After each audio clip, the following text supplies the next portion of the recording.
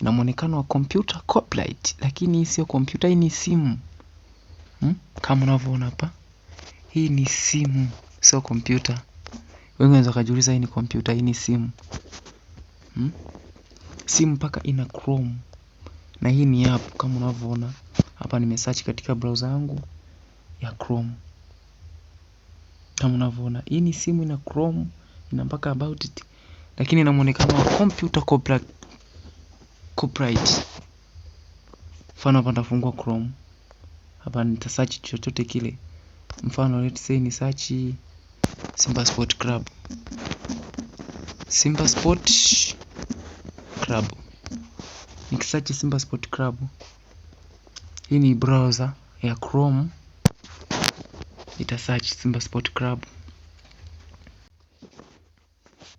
Hii ni sim copyright. Mfano kama unavyoona hapa. Hapa imeniletea picha zote za Simba Sport Club. Hizi hapa kama unavyoona. Na hii ni app. Mtu akikuuliza unaweza kusema natumia kompyuta kwenye simu. Huo ni mfano tu nimekuonyesha.